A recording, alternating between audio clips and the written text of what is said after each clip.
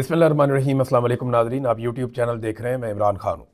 Nadreen, वैसे तो पाकिस्तान और अमेरिका में ज़मीन आसमान का फ़र्क है, लेकिन इस वक्त दोनों एक ही तरह के गर्दाब में फंसे हुए दिखाई दे रहे हैं। अमेरिका की तरह सिचुएशन डिफरेंट है, पाकिस्तान की अलग है। तो पहले पाकिस्तान का हम जिक्र करेंगे, लेकिन शहबाज शरीफ और फील्ड मार्शल दोनों का अगर आप तर्ज अमल देखें ना, तो दोनों ममालिक में ताल्लुकात आका और ग़ुलाम वाले हैं।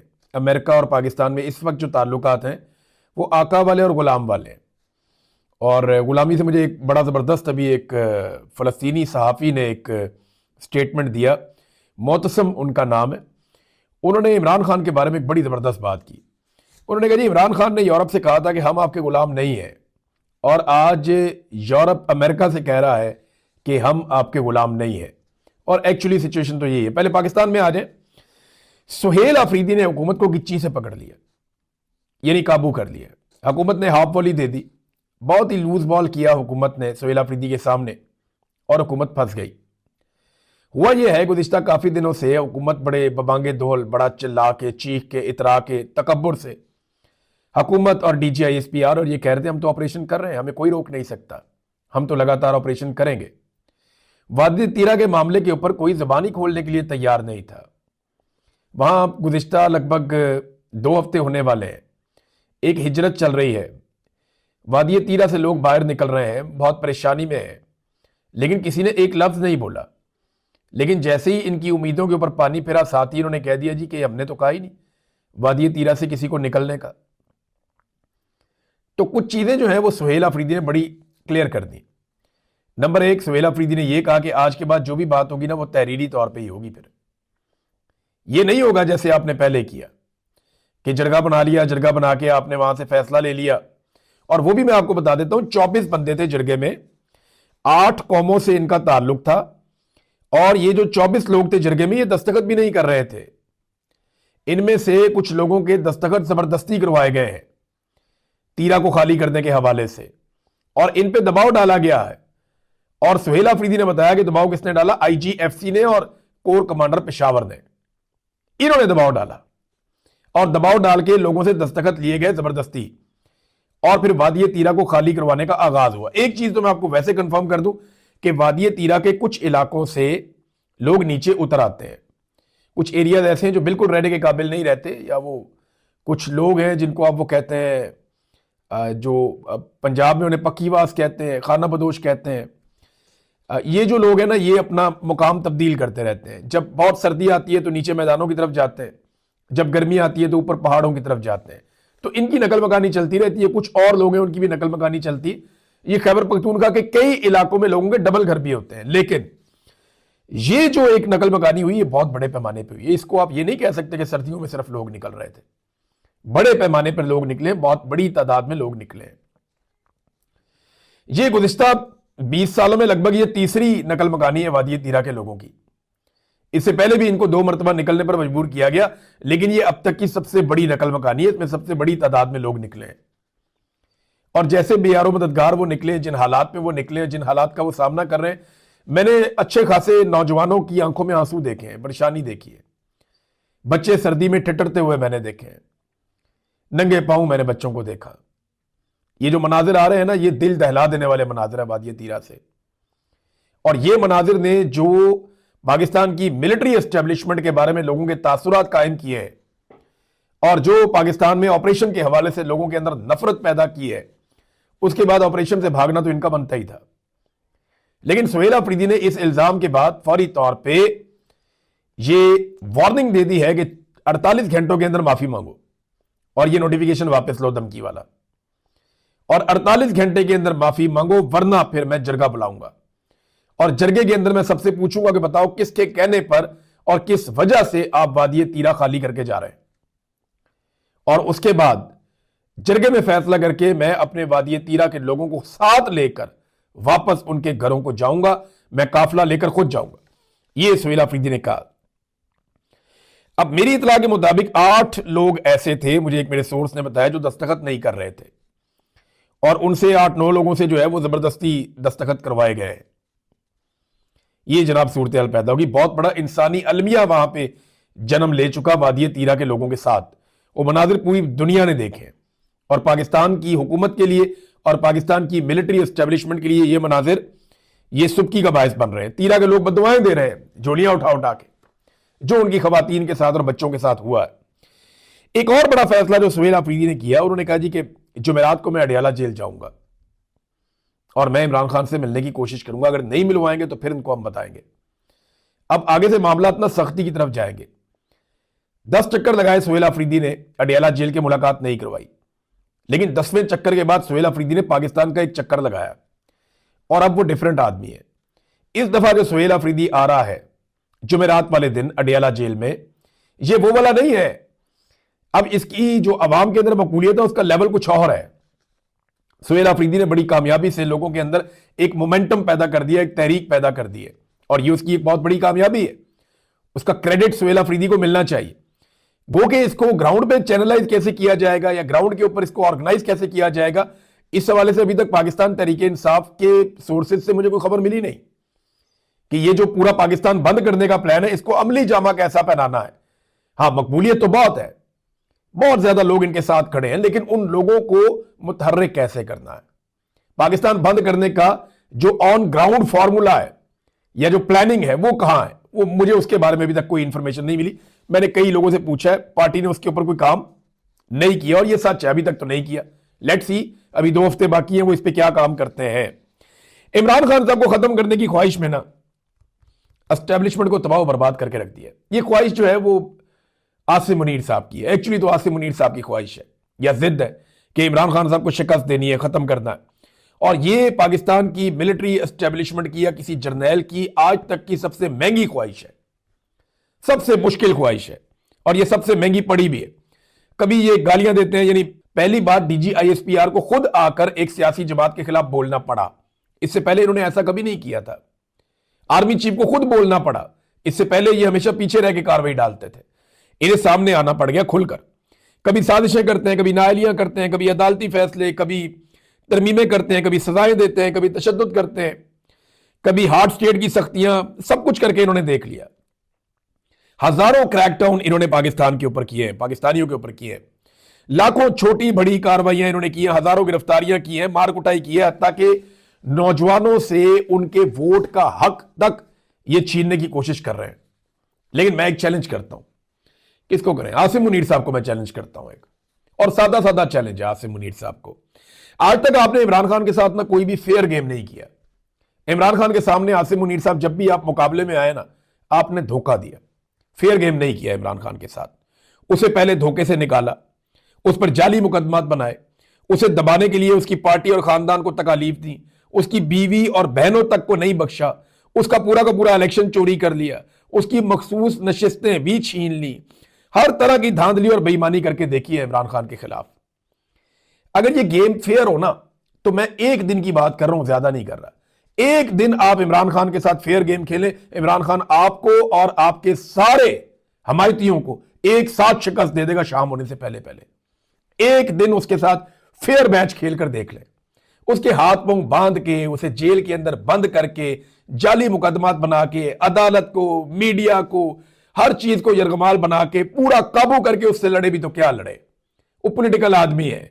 जो आपने उसके साथ किया ये फेयर गेम नहीं थी। उसके साथ एक दिन की फेयर गेम खेले, मैं चैलेंज करता हूं वो सुबह से शाम नहीं होने देगा, और वो शिकस्त आप सबके माथे पे लिख देगा।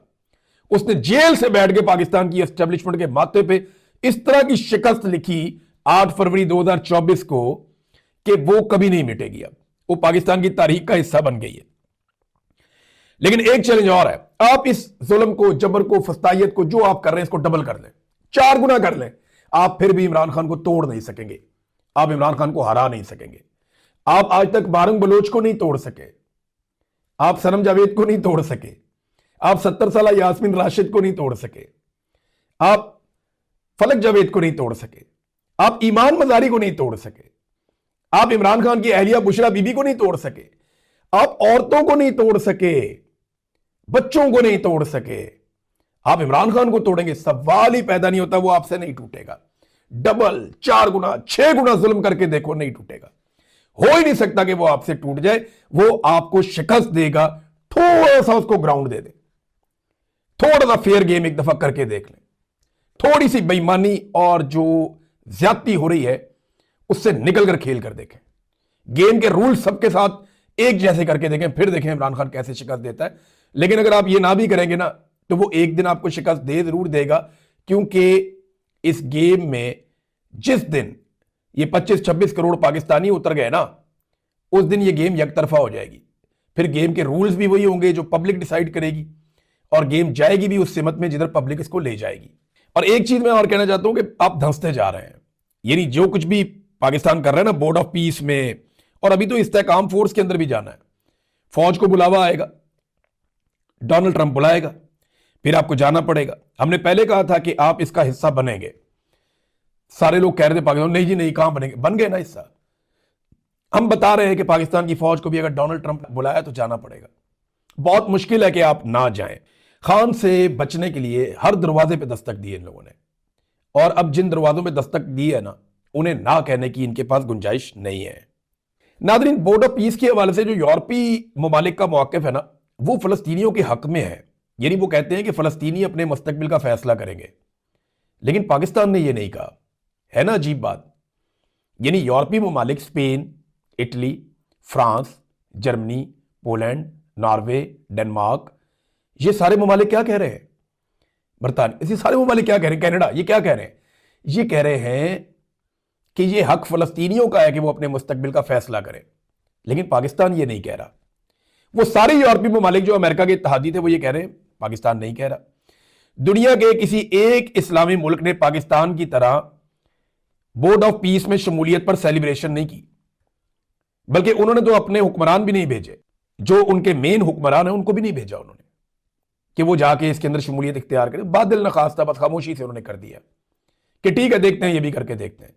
पाकिस्तान ने तो इसको ऐसे सेलिब्रेट किया जैसे पता नहीं इन्होंने फलस्तीन की रियासत कायम कर दी है, या कश्मीर को आजाद करवा दिया है, या भारत से अपना पानी छुड़वा लिया है। ये तो सेलिब्रेशन के मोड में चले गए थे, कह कह खुशियां, इंजॉयमेंट, इनके चेहरों की तमतमाहट कंट्रोल नहीं हो रही थी उस वक्त। तो पाकिस्तान वाहिद मुल्क है जिसने इसको सेलिब्रेट किया है। अब डोनाल्ड ट्रंप जो है, अच्छी बात यह है कि वो एक बहुत सीधा और स्ट्रेट फॉरवर्ड आदमी है। डोनाल्ड ट्रंप ने जो करना है वो कहता है। डोनाल्ड ट्रंप ने कहा मैं इसराइल की मदद करूंगा, वो डंके की चोट पे करता है। डोनाल्ड ट्रंप ये कहता है कि मैं इसराइल को बचाऊंगा, इसराइल का सबसे बेहतरीन साथी हूं, वो उसको साबित करता है। वो जबरदस्त तरीके से चलता है, झूठ नहीं बोलता। तो डोनाल्ड ट्रंप जो है, जो मालिक है इस सारे बोर्ड का, जिसके बाद अकेले के बाद इख्तियार है कि वो हां कहे तो हां, ना कहे तो ना। अब वो डोनाल्ड ट्रंप जो है वो ये कहता है कि मैंने बोर्ड बनाया ताकि हमास को गैर मुसल्लह करूं या उसका सफाया करूं, जबकि हमारे पाकिस्तानी, यानी वो हमें धोखा दे रहे हैं। यानी पाकिस्तानी रजीम हमें धोखा देता है कि नहीं, हम ये नहीं होने देंगे। भाई कैसे नहीं होने देंगे? लोग बेवकूफ थोड़ी हैं। वीटो की पावर डोनाल्ड ट्रंप के पास है, वो फैसला करेंगे कि हमास को गैर मुसल्लह करना है या सफाया करना है या क्या करना है। आप तो ये फैसला कर ही नहीं सकते, आपका तो ये इख्तियार ही नहीं है। वो कह रहे हैं जी हम नहीं होने देंगे। कैसे नहीं होने देंगे? आप तो सिर्फ दुआ करेंगे वो आपको इस्तेमाल कम से कम करे इस काम के लिए। वो तो कह रहा है मैं ये करूंगा। अच्छा नाजरीन, डोनाल्ड ट्रंप ने ये जो भी फैसला किया, जिस तरीके भी चीजें की हैं, अमेरिका ने कभी भी अपने आप को इतने सारे महाजों के ऊपर एक वक्त में एंगेज नहीं किया जितनी सारी जगहों पे डोनाल्ड ट्रंप ने अमेरिका को एंगेज कर दिया है। अब ये बड़े मजबूत आसाब चाहिए किसी आदमी को इतना सारा कुछ करने के लिए। लेकिन अगर आप देखें तो 7-8 चीजें मैं आपके सामने रख देता हूं। ईरान के साथ लड़ाई उनकी बहुत करीब है, इनका बहरी बेड़ा पहुंच चुका है और बहरा अरब के नजदीक वो वहां से ईरान पे अटैक कर सकते हैं। अमेरिका ने लगातार अपने हथियार पहुंचाए हैं मशरिक वस्ता में, जहां वो ईरान के साथ मुकाबला करना चाहेगा। इसराइल ने अपनी तैयारियां कर ली हैं, और इसराइल ने जो एविएशन हैं उनको मुख्तलिफ ममालिक के जो कमर्शियल फ्लाइट्स जाती हैं वहां पे भी उन्होंने अपना अलर्ट जारी कर दिया है इसराइल ने कि यहां पे सिचुएशन कुछ भी हो सकती है, लिहाजा इसके ऊपर सबको विजिलेंट रहना है। और अमेरिका ने अपने हथियार भी पहुंचा दिए हैं। फिर तीसरा यह है कि यूरोप अमेरिका से ऐसे वक्त में नाराज है। वो ग्रीनलैंड का मामला हो या बोर्ड ऑफ पीस का मामला हो, इसमें वो शमूलियत नहीं कर रहा। तो ये भी सेम टाइम में अमेरिका के साथ हो रहा है।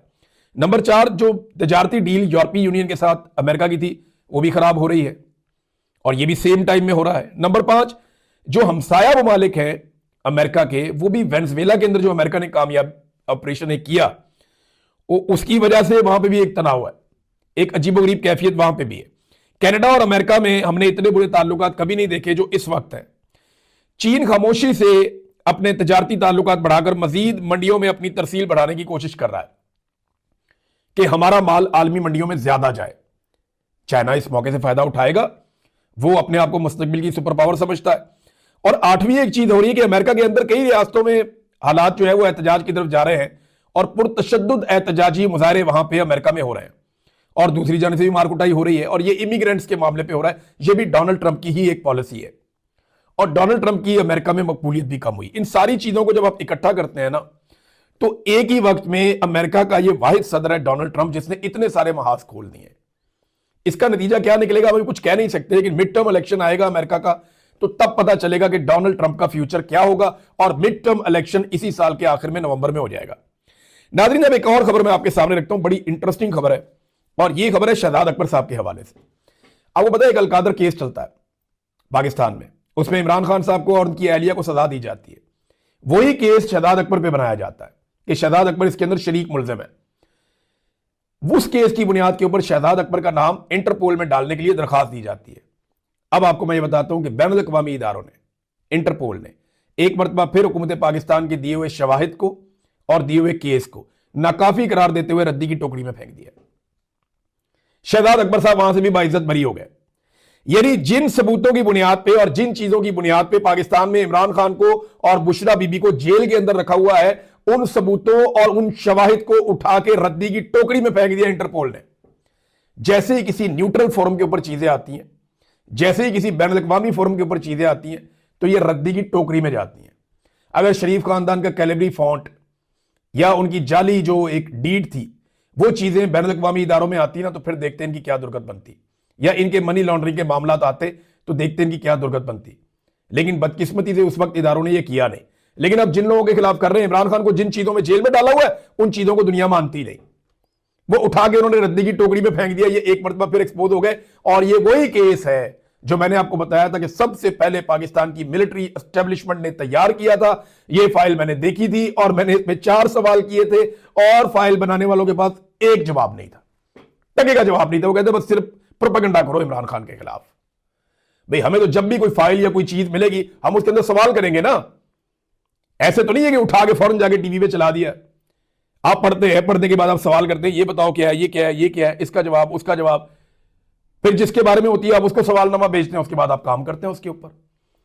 ये फाइल बनाने वालों के पास जवाब नहीं था, कुछ नहीं, बस इमरान खान को पायो चुप करके।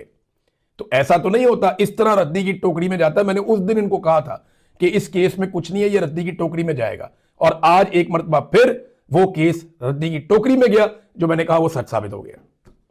अब तक के लिए इतनी, अपना ख्याल रखिएगा, अपने चैनल का भी। अल्लाह हाफिज।